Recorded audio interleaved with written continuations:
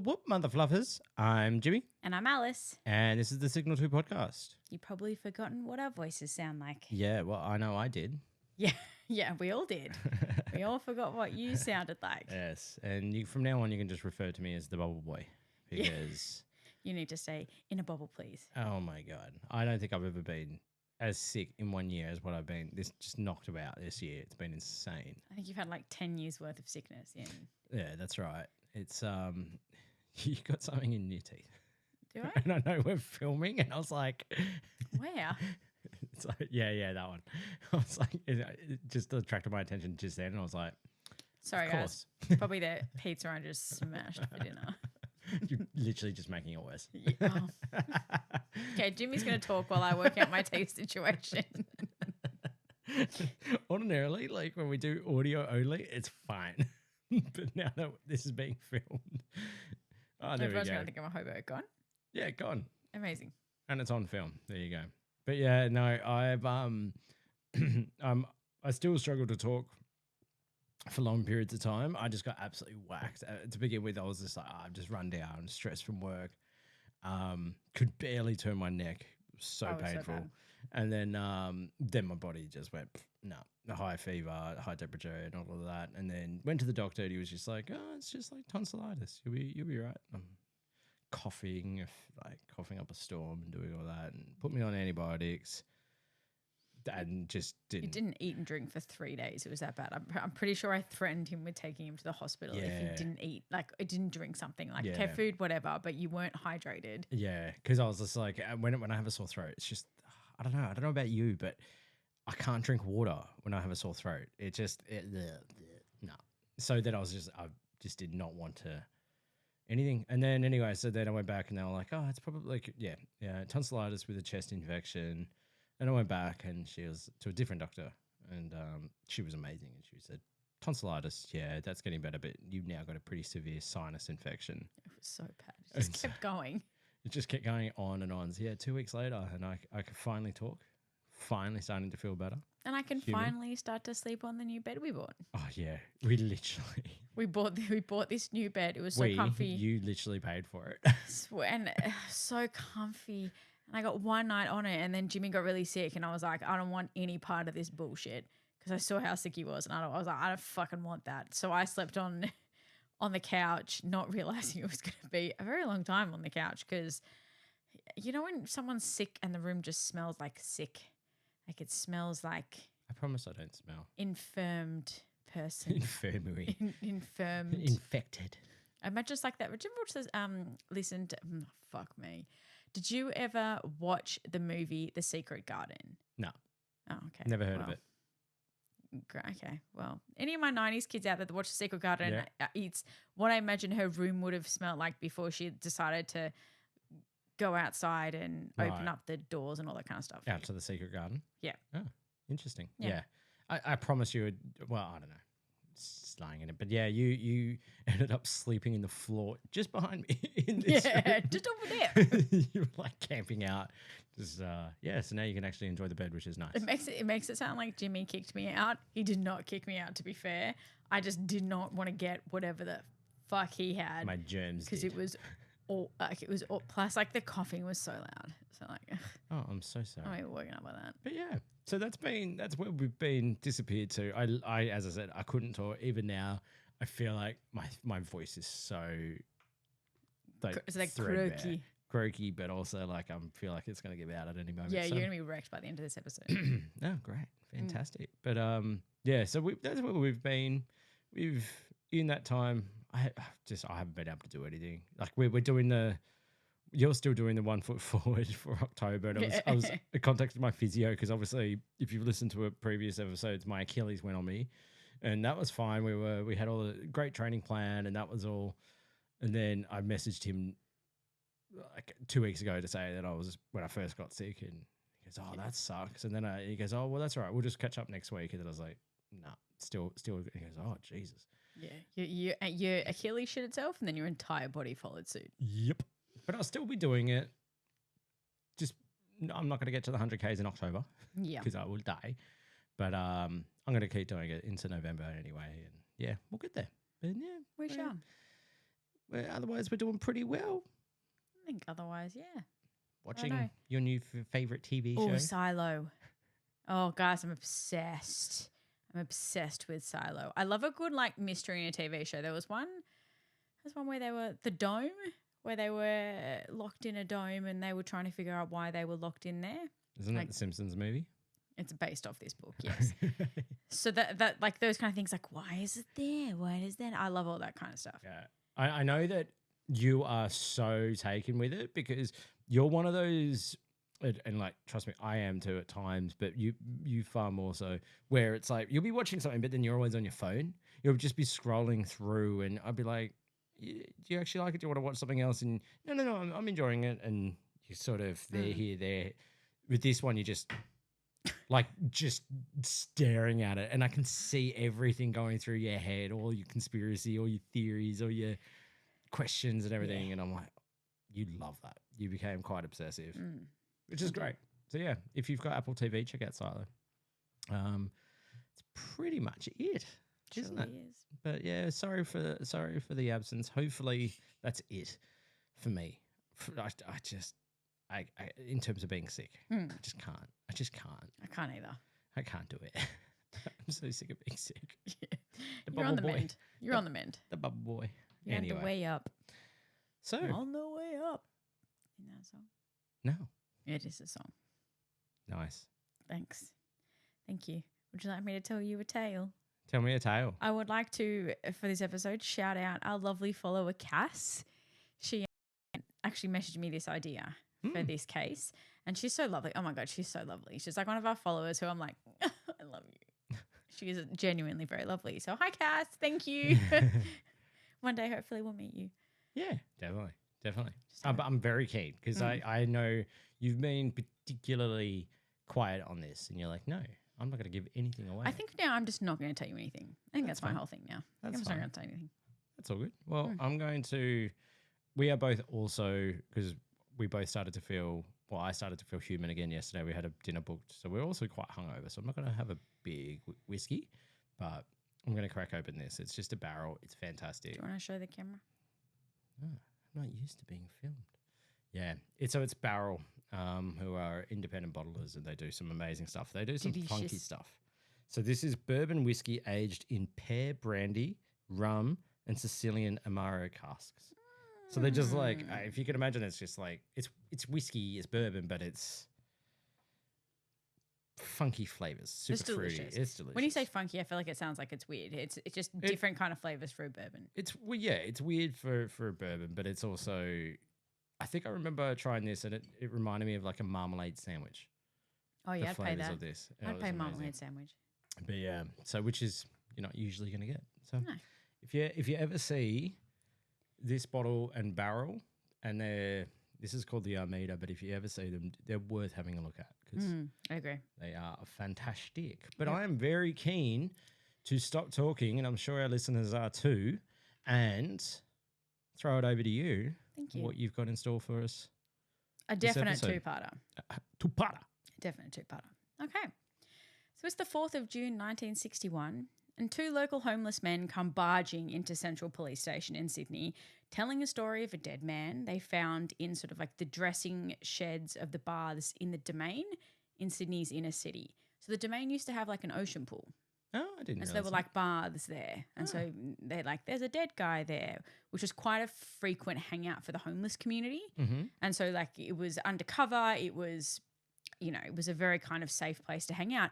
But often police would find deceased people there. It wasn't uncommon because they were obviously heavy drinkers. It was never normally foul play. They normally just died of natural causes. Yeah. So police are like, this is not like, it's not uncommon, but these two homeless men are like, no, you need to get the fuck down there. Like, not normal. Was it in the baths or like were they It's drownings? been like the for sheds. instance? The sheds. The like sheds the kind of that dressing room type surround. thing. Yeah, like slash bathrooms slash changing areas kind of thing like that. Gotcha, Yeah. gotcha. Plus, they're telling this story of the state of the body, which sounds unlikely and fanciful, especially given the fact they both smelled heavily of alcohol. Yeah. So police are like, I'm with you, bro. okay, maybe not, but like, we'll call you a detective. So the detective comes out, heard what they said, and they're like, look, we'll go check it out because if it is a dead person, we still got to go down there. Yeah. Do the So job. they head down to the domain, and when they arrived at the scene, the detectives could not have prepared for the accuracy of the story those men had told and the horrific crime that had been committed. Ooh. And this was only going to be the beginning. Ooh. Oh. So now, before we start telling you about that, we're going Yes. to talk about Allen Ginsburg. Allen Ginsburg. Allen Ginsburg was born in Liverpool, England, to a very wealthy Jewish family on the 17th of June 1924. And I mean like very wealthy 1920s money. Like their grandparents made money when they emigrated from Russia with a furniture business which specialized in like pianos and musical instruments, like fuck off wealthy. Okay. Very, very wealthy. So he had siblings, but he was always the black sheep of the family. Right. And he was often, when the parents dropped him at school, he would be petrified to be left alone at school. And once he was there, he didn't socialize, he didn't make any friends. And he would always say, like, the only company I want is myself. Okay. I don't want anything else. Yeah. So he's a lone wolf. Yes. Like Alan from the Hangover movies. Yeah. There's other analogies I might draw. Maybe yeah, not so the basically- adorable, like, goofy guy. I wouldn't say that Allen Ginsberg's a goofy guy. All right. But he's a loner though. Bit of a loner, yeah. And at school, he suffered from chronic migraines and was prone to periods of depression. Okay. There's a lot of undiagnosed mental health going on in this one. So Okay. So are we feeling sorry for him at this point? 100%. And I think throughout, he probably didn't get the assistance he needed. Right. And I could take it possibly bullying if he's scared to be at school and he doesn't want to be at school. Yeah, but like he kind of just didn't give a shit kind Okay. of thing. Oh, Like he right. was sort of like, okay, whatever. Yeah. Okay. His teacher went to his mother and said, look, he's very unsociable and appears to have no connection with society at all, which should have been like a ding-a-ling-ling, like that's a bit of a red flag. The mother turned around and went, yeah, we'll just do whatever you can with him. Oh, so like most parents eat. Oh, I shouldn't say that. But that reaction was indicative of that family home. So although they lived a lavish Really? life, it was very much like they imagine that 1920s wealthy where they're like, we go out and party and Great Gatsby the fuck out of this while the kids are at home and like whatever. And like I assume maids, nannies, butlers. Yeah, we see them in passing like, hi, we're going to go out and drink some champagne from Marie Antoinette glasses kind of thing. And, you know, the father might give him a handshake on his 13th birthday and then send him off to boarding school. Yeah, that's nice. That would be a nice thing for the father to do because they basically didn't know their children existed. No way. Yeah. Jeez. Now, Alan also didn't want to learn and he didn't want to be at school. He wasn't intellectually disabled in any way. Quite the opposite. He just didn't care. Yeah, okay. And his mum would often refer to him around her friends as the idiot son in front of him. Like, oh, that's my idiot son. Ooh, Yeah, not why? good. Yeah. Because they were awful parents. Like, just the worst. And she continued to berate him, and this eventually led to his absolute hatred of her because she was awful. Sounds fair. Yeah. He also had an immense hatred for his brothers, and they fought terribly. He'd actually end up being given his own room because the fighting became so bad. And he's like, I never really knew why I hated them so much. I just did, and it had always been that way. And to be fair, one of his brothers is a fucking twat. Yeah, but there's a lot of red flags here too. So like a so many. lot of, what would you say, unresolved family trauma, but like it's almost neglect at this point, isn't it? Yeah. It's Jeez. not good. But so is he acting out like violently? You said he was fighting, but is it sibling fighting or It's more like sibling fighting. Like, I Yeah. think probably they got a little bit too rough. Yeah, but so that's why they were all separated. But brothers otherwise, do that? yeah. Yeah. So he remained in his own company and eventually found a passion for crime movies. So he'd go to the cinema as much as he could and would always opt for like the violent murderous films.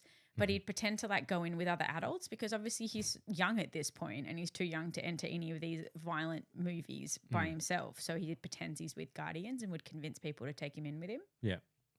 He would also buy crime and punishment magazines and just read them alone in his room. So, So like waving the red flag. crime and punishment. What? I think they were called Crime and Punishment, but I think they like had articles about like Jack the Ripper, Right. or like okay. all these different kind of things about, you know, crimes that are going, you know, famous serial killers, or Basically like what we're doing. Exactly. It's like a magazine of how- famous cases or criminal cases and what happened. And And I think they kind of sounded like they were a little bit morbid as well. But it was the 1920s. I legitimately have crime scene photos, like oh, wow. actual crime scene photos. We might post it, we might not. I don't know. Yeah. If you want crime, if you actually want legit crime scene photos, I might post them in the Group chat. community. Yeah. But we'll see. Community. Yeah. But yeah, right. Okay. So he's just got a morbid fascination with it, which is, hey, anybody listening, we're on the same boat. Yeah. But there's a few red flags here. There's a few red flags here. Right.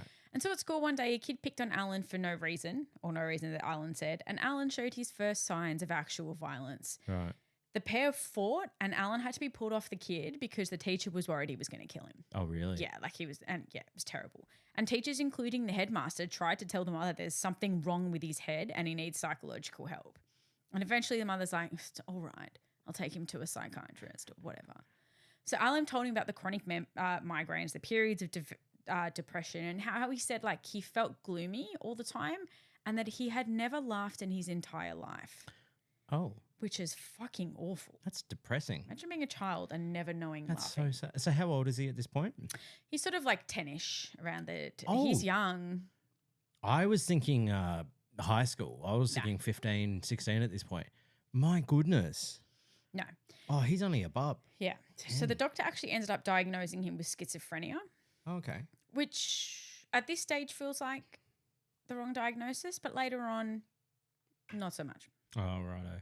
Now, the psychiatrist did genuinely try to help him, but, you know, it was the 30s and psychology wasn't advanced as it is now. And nothing worked. And then when the war broke out in 1939, he left school and decided he was just going to get a job. Yeah. So this just lessened the fucks his parents gave about him.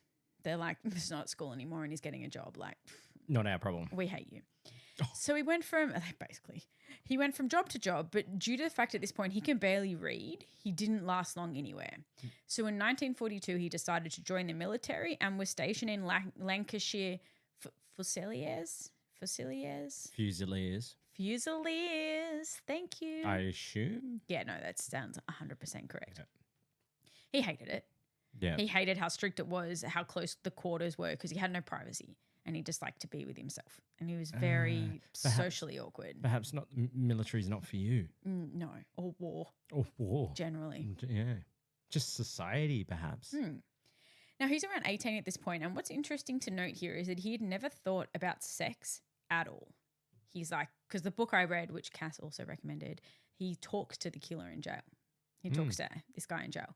And he's like, at 18, I just Who talks to the killer? The author. The author. Sorry. Yep. Yeah. Okay, cool. And he's like, I just never thought about it, not with men, not with women. Like the concept just never crossed my mind. Which is fine. At 18, but like. But you it would is think- interesting. I feel like it's like a developmental milestone when you start thinking about sexuality and all He that kind of seems stuff. very cut off from people. Like Yes. there's a sort of sociopathy there. Is that right? Like he has no regard for other people, doesn't care what they think of him, he doesn't care about them at all, doesn't want to be around them. Yeah. Yeah, he's just Is there a bit of that?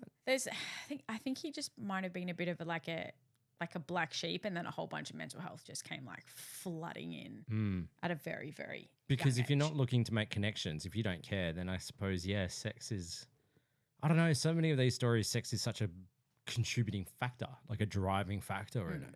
Well, we're going to see that Oh, really? how he's going to learn about sex in the most traumatic way possible. Oh, Jesus. Okay. So while he was in the military, Alan was raped by his superior officer. Okay. Should we trigger warning? I'll put one later, but yeah, there's this whole thing's a trigger warning. Okay. So he's raped by his superior officer who said if he ever uttered a word, he would kill him. And this officer was Alexander Rice. Okay. Alexander Rice is going to play a very big part in this story. Oh, okay. So Yeah. Alexander Rice, his superior officer. Raped him in the military. Yeah. Wow.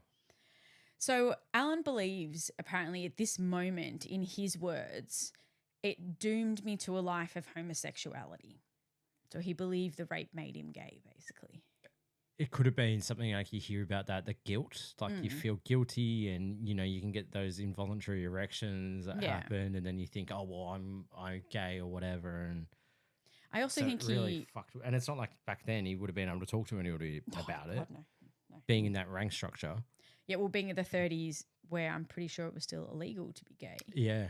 Yeah. in the military. Yeah. Oh, There's no chance you're talking about anything like that. God, no. Yeah. But despite the rest of the time he was in the army, he had no sexual interest or desire whatsoever. Right. So he still wasn't really fazed by it. Now, his biggest regret to this day, he says, was that he never married and had a family. I think there should be bigger regrets. There should be significantly bigger regrets than not marrying and having a family, but okay. That's somewhat, it's weird. That's weird though, because I was just saying it seems to me like he didn't want any of those connections. I think he wanted it as a concept. Like he wanted wanted to be normal and probably wanted to like have a connection with his parents, and like marriage and children maybe seemed like the way you would have done that. And when I say normal for the time. Yeah, exactly. What was normal in deemed- inverted commas, white picket fence kind of. Exactly. Yeah. Now, when Alan returned home from the war, nobody apparently really cared. The family were all like, whatever. They just like did not care. So he went and he served and he saw action? Yeah, and then he just came back and they were like, hi. Jesus. Yeah. So he ended up actually attending a music school and became a very accomplished musician, especially at the piano. Mm-hmm. And he had this love of classical music, loved classical music. Now, it was this time he started taking long walks for hours in the countryside, which once again, we all know long walks are never a good thing. Right. Now, like a lot of them, they start by going on those long walks. No. Okay, well. But like I'm not denying. I've never, like I know there's the triangle of like the bedwetting and all of that. I've never known. But like a lot of the cases we've covered, they would go for walks. Like Eddie Leonsky would go for walks. You're right. Yeah. But it was almost like they were hunting when they were doing it. Yeah. Yeah. The roly-poly dumpling motherfucker, he would did it. always walk. I get what you're saying. Yeah, okay. There was another one whose name I can't remember off the top of my head. Yeah. Eric Edgar Cook. Yes. Thank you. The Nightcrawler. Yeah, I keep wanting to be Edgar Allan Poe, but anyway. Yeah. But at this point in time, some sexual urges are starting to present themselves and they're starting to get quite strong. Now, at night, he would go searching motels or toilet blocks or things like that to have sort of covert sex with men. Mm-hmm. Mm-hmm. So, back then you had to meet in those sort of places to be able to have those liaisons. But he always made sure the men approached him to make sure they weren't undercover cops. Oh, interesting. Which is Okay. smart. Yeah.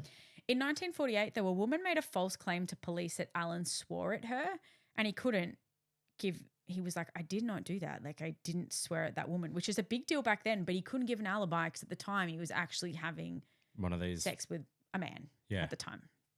So the cops called his brother and said, hey, your brother's just been swearing at women on the street. And the brother just threw in a fucking mental institution. Brother's like, bye. And he's like, we're just placing you here so you don't embarrass the family. I don't actually think I don't give a crap about helping you. You're just an embarrassment. So off to the little mental institution you go. Because those institutions back then. Terrible. Yeah. Atrocious. Yep. And it was so bad, he was receiving electric shock therapy 5 days a week. Oh, my God. Yeah. Yeah. And basically what they're discovering here is he does indeed have schizophrenia and they're trying to cure him.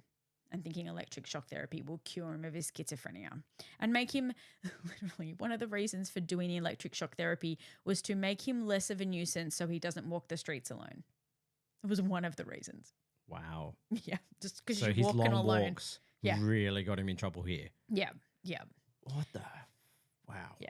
And it was at this point in time he actually considered murdering someone in the institution so he could get sent to a proper jail. I was going to say, I don't blame him. Yeah. Look, I don't never condone that. But what has he done? He's a little bit Quirky eccentric. And different, but he's never harmed anybody at this point. Okay, in school, but kids do that. That is that does happen. But what's he done? He's joined the military, been raped, served for his country, come back, and false allegation of swearing at a woman and then being stuck in a mental asylum. Yeah.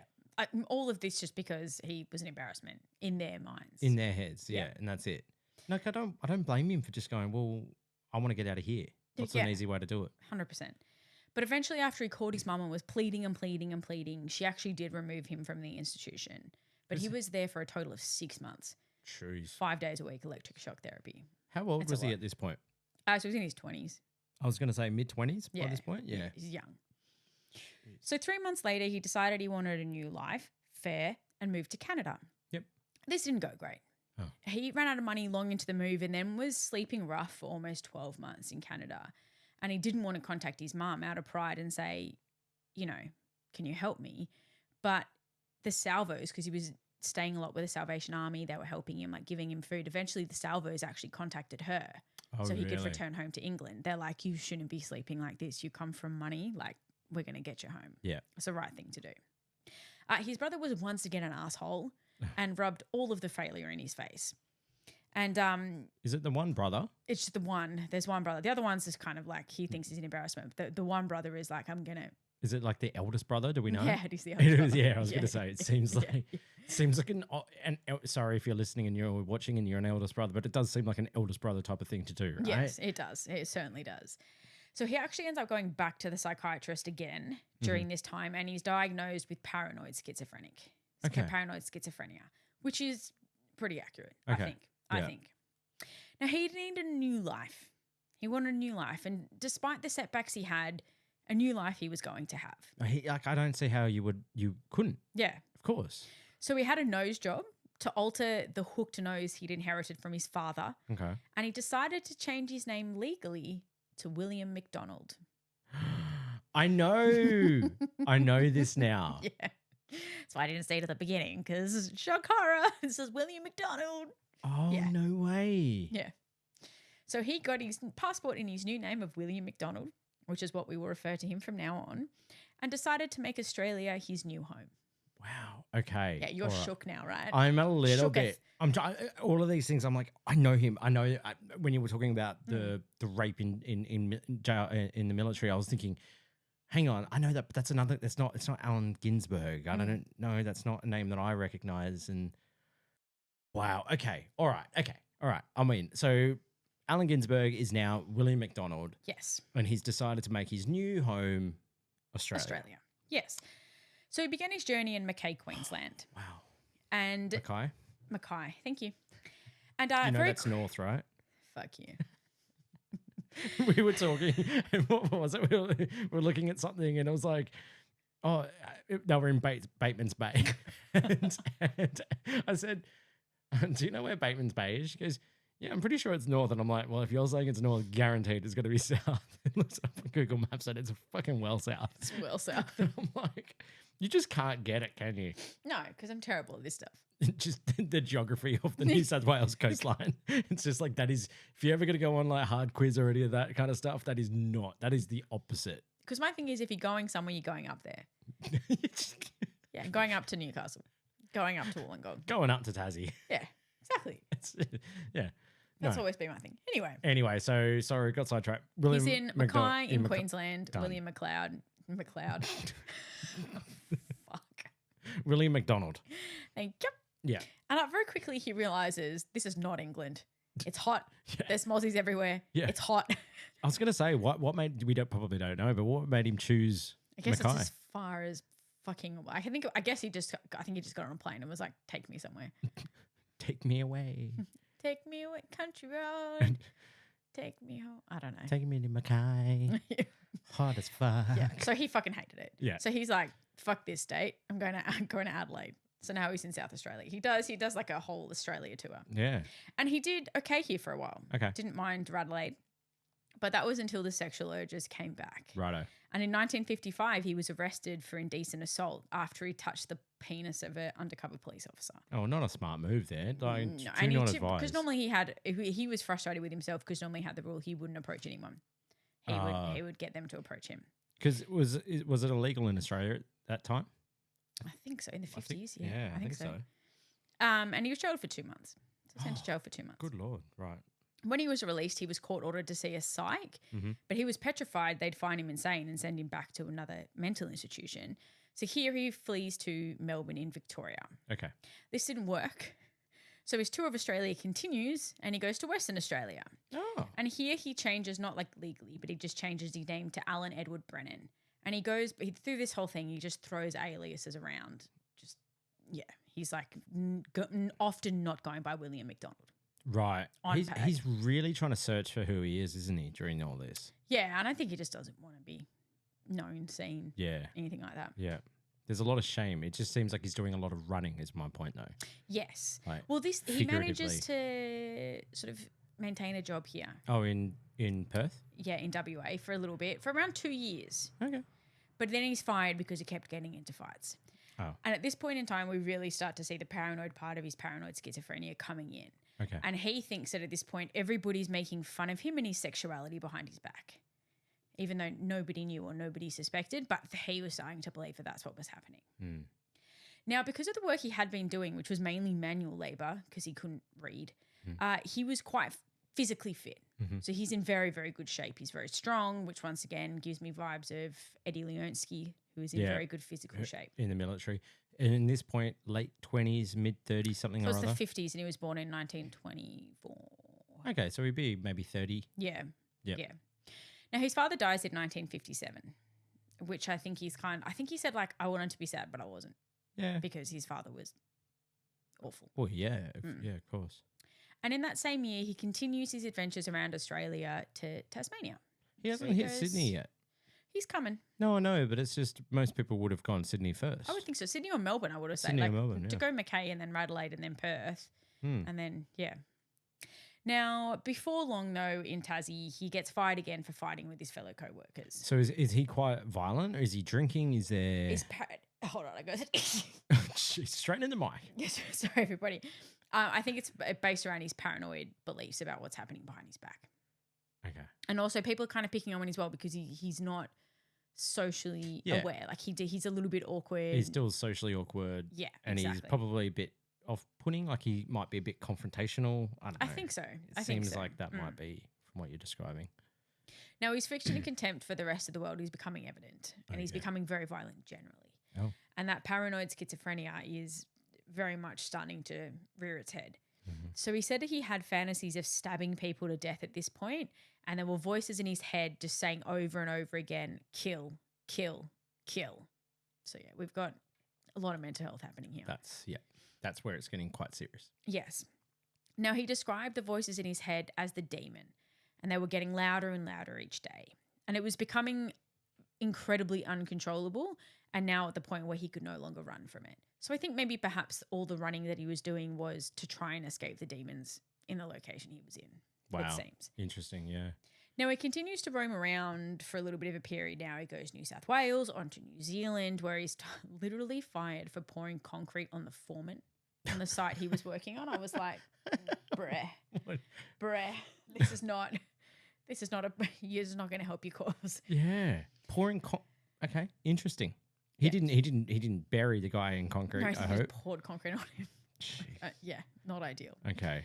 So then he makes his way back to Queensland, Mhm. where he holds down a job for about a month. Mhm. And then he would have what he would call dalliances with men randomly throughout that. And he would normally have them once a month. Okay. That was sort of his thing. He'd have them once a month and then Like sort of satisfy that urge, exactly. that need. Yeah. Done. And the voices at his head in this point are getting louder and louder. That So demon. that demon. So he buys himself a pocket knife. No. One evening, he dragged a man into a doorway, stabbed him in the neck. The man managed to escape when William let his grip loosen because he thought he heard someone coming. So the grip loosens. And then the next day, William was like, oh, shit. Like, the guy got away. So he's looking through an article in the paper to see if there was anything about a stabbing attack, but there wasn't. And he was relieved, but then he's like, oh, I want there to be an article. I want people to know what I did. Oh. Like, I want them to know, like, what I'm capable of. He wants the notoriety. Yeah.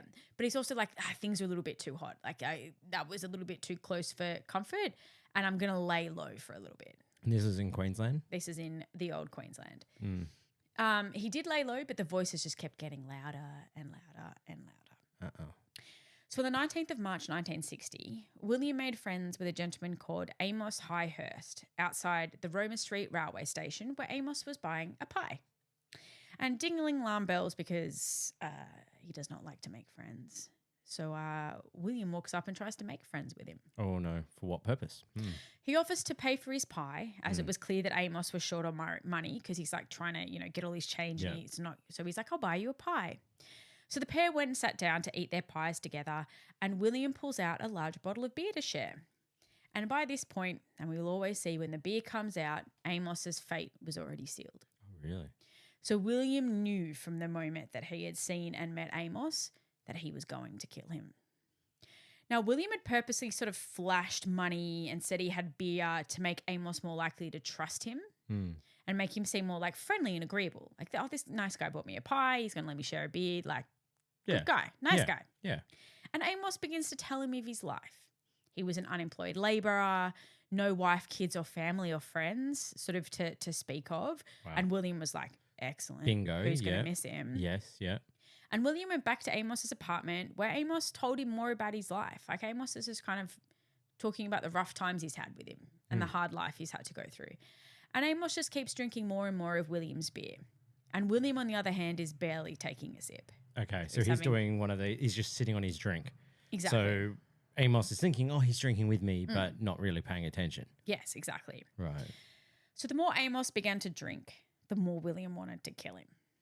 So William then casually walks up to Amos and then just places his hand around his neck and digs his thumb into his windpipe. Oh. And Amos is there trying to like fight him off, yelling at him to stop. But William at this point is incredibly strong. Oh, and so Amos stands no chance. Yeah. Which once again gives me Eddie Leonski vibes. Yeah. As William is looking into the dying face of Amos, he was no longer Amos. He was now Alexander Rice. The officer who raped him. Yeah. And at that point in time, the anger was overwhelming. And he continues to strangle Amos long after he was dead. And at that point in time, he's like, gosh, I regret not bringing my knife with me. That would have been a good idea. Because he wanted to cut off his penis so that Alexander Rice couldn't rape any more people again. Okay. So there's that trauma, yes. Unresolved trauma that is very much evident throughout this whole. Is that the demon? Is that what the demon is? Is that trauma basically? I think so. Yeah, I think it's like he had paranoid schizophrenia that was always going to be there, and I think that it was compounded by a life of neglect, yes, severe trauma, isolation. He never stood a chance, really, did he? Not in the slightest. It's not making excuses for him, but no. Fuck me. So because actually I do remember this. Yeah, okay, keep going. So William was exhausted at this point in time, and he sat down to recover. Poor Diddums. Yeah. So he said he felt bad he killed Amos, but it felt good. He also enjoyed it. And you'll find this is sort of like a dichotomy that he will often express. He's like, I felt bad for killing them, but also like it satiated the demon. So it's like when you have ice cream. Yeah. It's like I needed the ice cream, made me feel better, but then I'm like, yeah, this fatty. Okay. I feel like the analogy of ice cream to like strangling a man, maybe. No, fuck off. Yeah. Nobody's seen you hangry like I have. Some people have. People at work. But yeah, no, I understand. I do understand what you're saying. Yeah. So he's obviously still at Amos's house, and he's once again concerned he's going to get caught. So he undresses Amos and places him in a bed, like in the bed in the apartment. So it looks like he died in his sleep. But like strangulation marks might be a bit of a giveaway, but like whatever. Yeah. So he gathers up the beer bottles and all the items he had there, checked the coast was clear when he was sort of leaving, and headed home.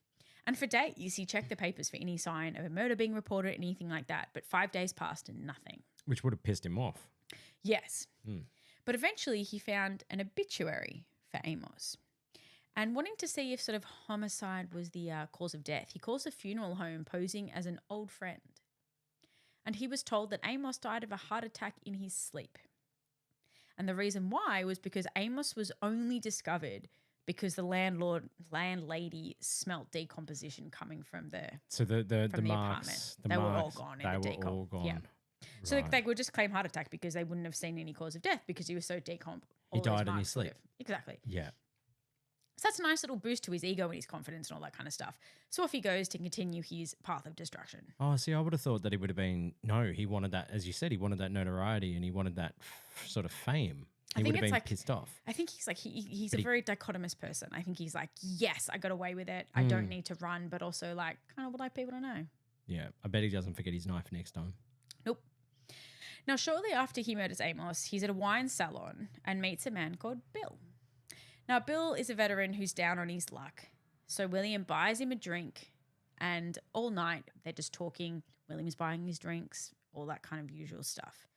And he buys him so many drinks that as they go to walk home, he passes out in the park. Oh, good. So William's like, perfect opportunity. Jeez. I know, this time I've got my trusty knife. Yeah. I'm good to go.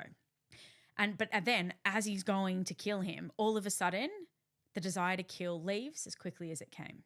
Oh, really? So he just sat on his chest, thought about it all, and then just walked away. So Bill has no idea how close he came to being murdered that night. Wow. Just left. Wow. So he left, threw the knife in the Brisbane River, and off he went. Okay.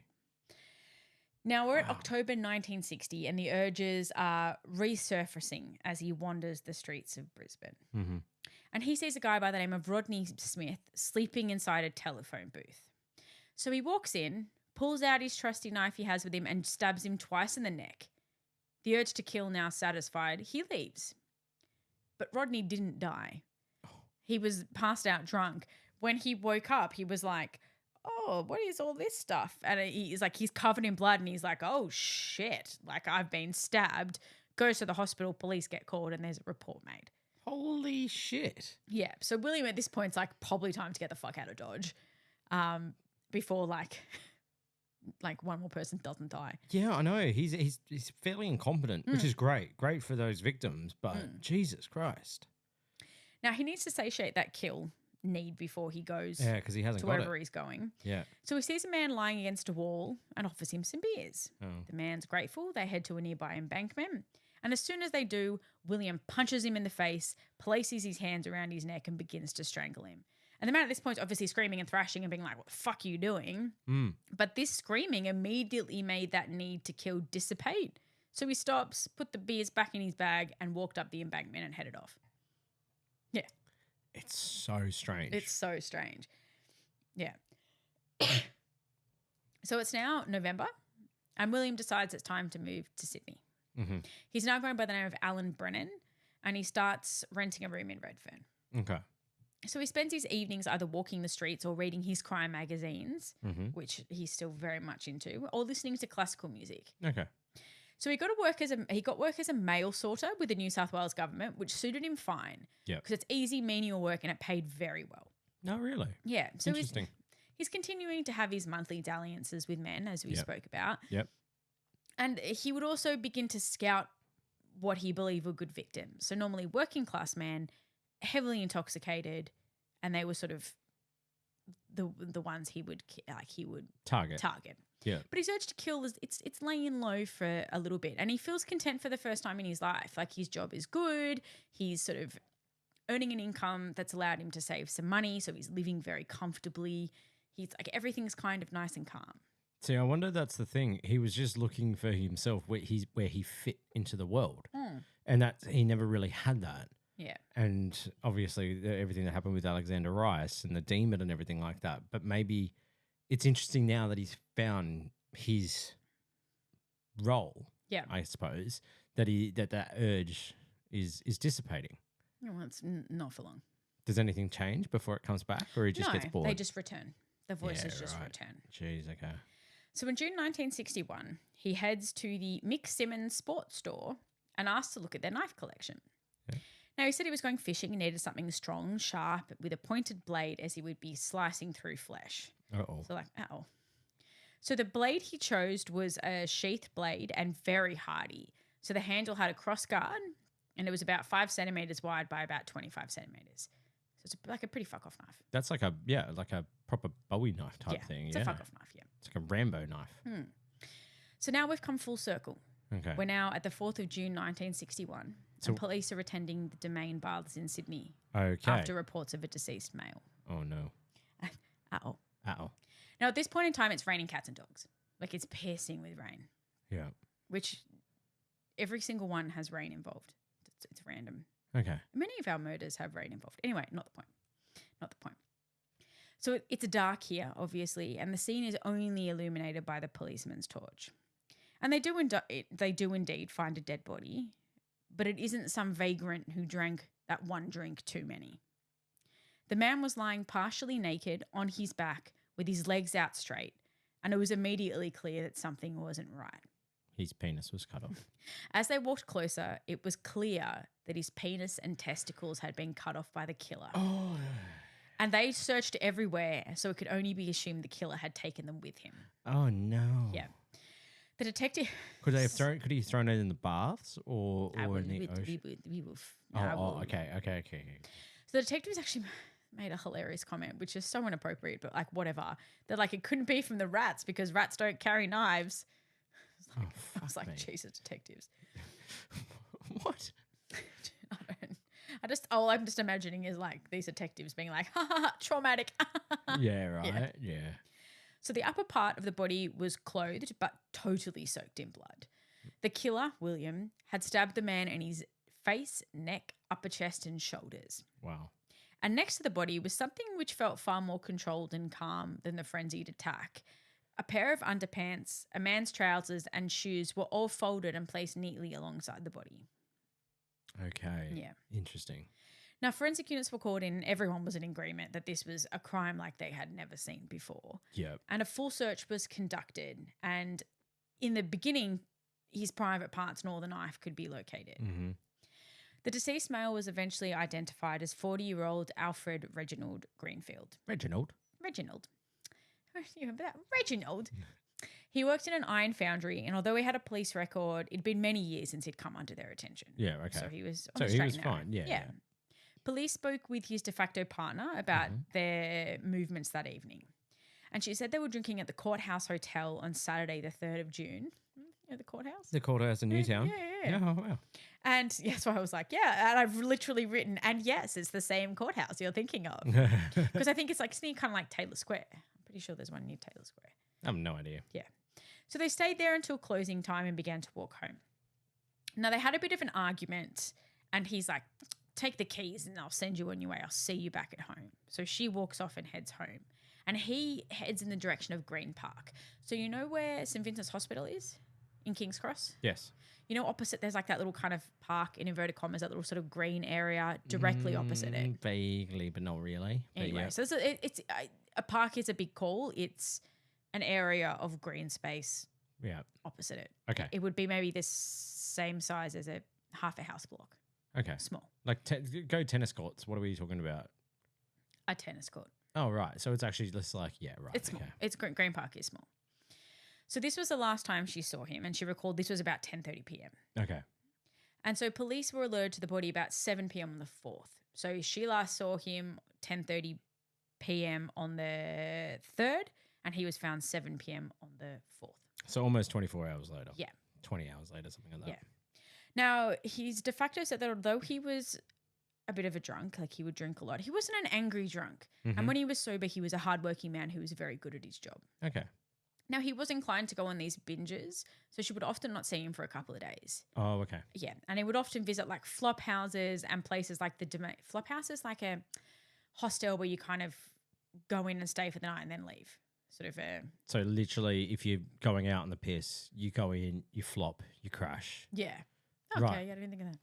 I don't know if It's a that's good way why to it's describe known, it. but yeah. No, and then like also places like the domain where a lot of homeless people would congregate and sleep. Okay. All right. So which is likely what happened that evening. Oh, okay. So a big search is now happening for the killer because obviously this is fucked up. Yeah, definitely. Including water police who were combing the water around the domain. Water rats. So they have divers in the water Yep. who are like getting down in there. Now, as water police divers are scanning the bottom of the ocean near the domain, an officer notices an unusual congregation of fish. Oh, no. And these fish were basically feasting on the penis, testicles, and attached skin of Alfred Greenfield. Oh, that's so bad. Yeah. So once again, it's the 1940s and the media is wild. 60s? 60s. Yeah. Sorry, I don't know why I wrote 40s. That's all right.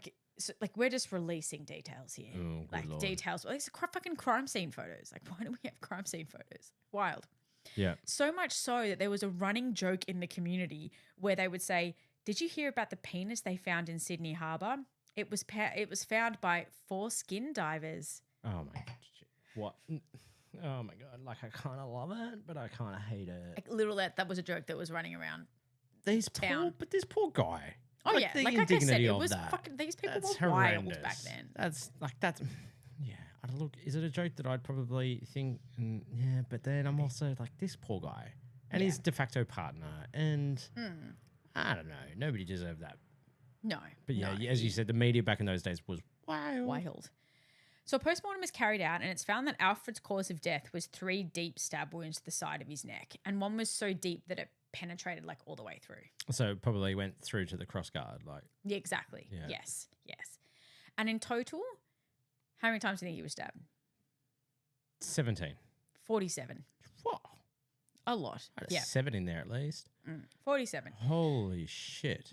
So the body's in full rigor. So the rule of 12s. So 12 hours to set in, 12 hours to dissipate, which kind of tracks. Right. Interesting fact, which makes my body cringe. I don't know how it's going to make you feel. His penis that they recovered had "All for a Night's Love" tattooed down the shaft. Oh. Yeah. Would that hurt? Yeah. Like it would. I just. I can't imagine being attracted with someone whose penis said "All for a Night's Love." I don't understand it. I don't know. I think maybe it's because these penises all for a night's love. I don't know. Yeah, I know, but I mean, look, maybe it's a 50s, 60s thing. You had to be there.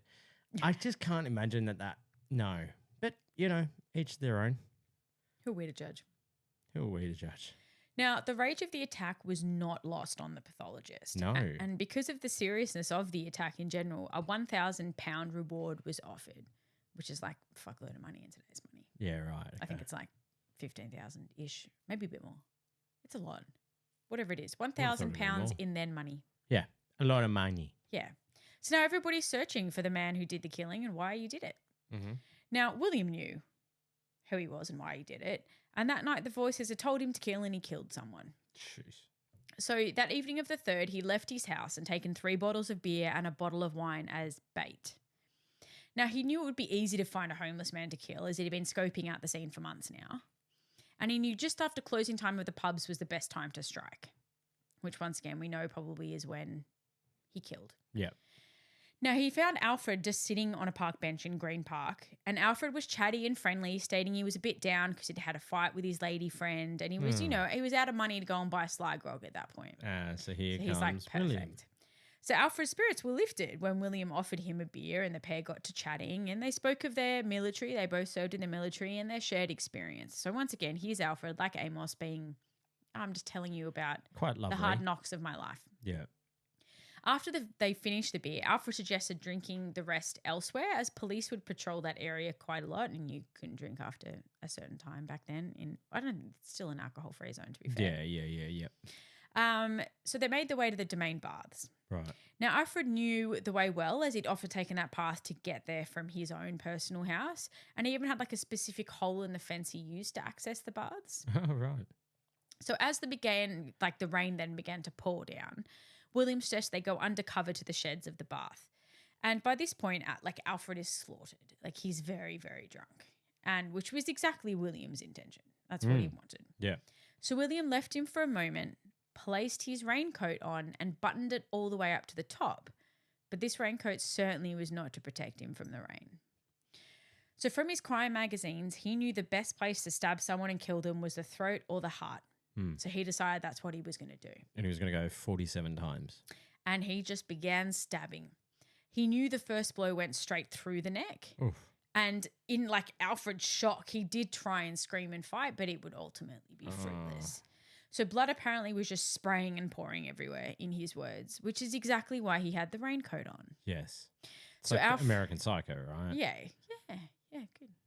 So Alfred was now gurgling and trying to yell, and at this point in time, William gave no fucks if anyone heard, because he's like, I would just kill them too. Jeez. I had no issue with that. Now, William now is getting pretty pissed that Alfred isn't dying as quickly as he would have liked. So he pushes him flat on his back, kneels on his chest, and plunges the knife straight into his Adam's apple. Yeah. Mind you, it went because Alfred was trying to protect himself, so obviously he had his hands up, so the knife went through Alfred's hand and into his Adam's apple. Oh, God, far out. Yeah. So as he did, it was clear at this point that Alfred was dead. Yeah. But all of a sudden, he's not Alfred. He's Alexander Rice. Yeah. So the rage came back in, and he began stabbing him. He then flipped him onto his stomach and continued stabbing. Oh, okay. And blood is everywhere at the point. That's where the rage comes into it. Yeah. The frenzy. Yeah. So blood's everywhere. He's covered, but he's not done, because he's like, Alexander Rice won't rape any more men anymore. Yeah. So he pulled down his pants, folded them neatly, and took off his testicles and penis in one swipe of the blade. Oh, my goodness. He walked down to the water, threw the penis in there, and walked back to the scene. All of this had taken under 15 minutes. Wow. So he collected his beer bottles, ensured no bloody fingerprints were left, put them all in his bag along with the bloodied raincoat, and left. The walk home for him took less than 30 minutes, with stops along the way to clean his face and shoes in the puddles that had formed. He then put the knife and raincoat in some newspaper along with a brick he'd found and wrapped them up with the intention of dropping them off the harbour bridge the next day. Oh, okay. Now, he was disgusted by what he did, apparently. He didn't understand why he took the penis either, but he did know it wasn't him that killed the man. It was the demon inside of him. Okay. And that demon would need to kill again. And that's where we end today's episode. Shit. Yeah. Jeez. Story of William MacDonald. It only gets more hectic. Wow. Because I have to admit, when you said the 47 stab, I mean, you think in those cases, what do they always say? It's anytime it's like that, it's personal, right? And I knew with the penis and testicles being cut off, that's obviously Alexander Rice. But then I forgot when you said that he actually pictured him when he killed Amos. He pictured Amos's face as being Alexander Rice. Yep. That makes sense. It does make sense. So it's this, as you said, there's a weird dichotomy here that he's, I don't know, the author's obviously interviewed him and he's recounting all of this, and he seems like there's a remorse. Yeah, I think it's kind of like it's the points where he is like mentally stable and the points where the paranoid schizophrenia really kicks in. And there's like they're like two separate parts of him. So he feels bad, but he's also like, well, the demon made me do it and I had to satiate the demon. So paranoid schizophrenia, like what is that where he's able to dissociate? Where he So I don't know if it's dissociating. So obviously schizophrenia is either auditory or visual hallucinations of some kind. So he was obviously having auditory hallucinations. So he heard the voices. Yeah. Paranoid obviously means a lot of those voices. There's that kind of idea of everyone's talking about me. Something bad's going to happen. All of those noises are the police coming to kill me or that kind of stuff. Because like I don't mean that he's dissociating when he's doing it, but it seems to be that there's I don't know, almost like a disconnect. Because he'll do it and then he looks back and he go, fuck, I just did that. Yeah, I don't know. It's almost bipolar. Was that ever? I don't know. It just seems like he doesn't have he's the not manic. that manic. What he is very indicative of paranoid schizophrenia. See, I don't know a lot about paranoid schizophrenia, so I'm going to look that up. And yeah, I guess I'm just going. I don't. Because schizophrenia, you believe what is happening is the absolute reality. Right. So like if I was a schizophrenic and you didn't exist, I would be like, no, Jimmy is sitting opposite me. Like that is the reality. Jimmy is sitting. So the worst thing you can do with the schizophrenic is to say, no, that's not happening. Because imagine how it would feel if someone said to you, I don't exist. I'm not sitting here. That would make you more frustrated, more like gaslighted, heightened and stuff like that. So it would make things worse. Yeah. So you got the visual and auditory hallucinations. He had auditory. Okay. And on top of that, there is that severe sort of paranoia. A lot of people might have like aliens are coming to get me. Or it's like red cars are always the ones that are coming to kill me. Yep. Like it'll be a something or another. Like and for him it was people have found out that I'm homosexual. Yeah, they're talking about me. They're talking about Everyone me. knows. Everybody knows. There's that inherent shame of the time. Okay. But then he's just got this unresolved trauma regarding Alexander Rice. Oh, absolutely. What a fuck. Like, whoa. Jeez. Did Alexander Rice ever find out about any of this? I assume so. Maybe, yeah. Imagine, like, fuck that guy. Fuck that guy. Fuck that guy. Fuck that guy. I hope it got back to him and I hope there was a sort of... Well, you can imagine if he's done this once, he's probably done it a few times. Oh, yeah. Alexander Rice is a piece of shit. 100%, these people didn't deserve to die because of him. No. Alexander Rice probably did. Wow. I had no idea that that was the origin story of William MacDonald. I didn't know much about it, to be fair. I just knew that he cut people's penises off and he had the voices. Yeah. Very, very interesting. Yeah, it continues onwards. Wow. for part 2, part 2. I really want to know because I don't know how many people, but don't tell me. 17 million. Is it people he killed or German Shepherds you want? German Shepherds I want. There's I know. It's a booba. Yeah. I am trying to get shit on YouTube, but you will see a giant picture of Aquila behind me in my filming. He's a good boy. Portion. He's a good boy. He's a good boy. He's a good boy. All right. Well, interesting. We will see you next We will see you next week. Yeah.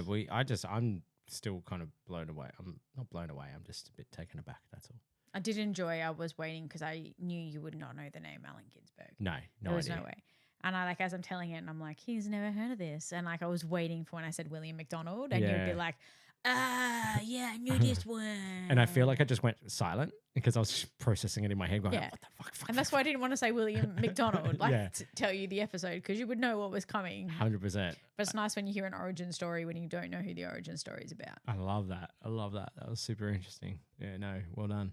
You got me. You got me. Got hook, line, and sinker. Yeah. Well, we will be back next week with part 2 because it's a two-parter. Two-parter. As I've got my Celtics and Bruins Celtics jersey. Oh, yeah, because they're Boston, aren't they? They're Boston. But yeah. Spackles. We will, we'll have part 2 out next week. We're hoping, and yeah, apologies again for not, for going AWOL again. Just blame my immune system. Yeah. I'll cop it.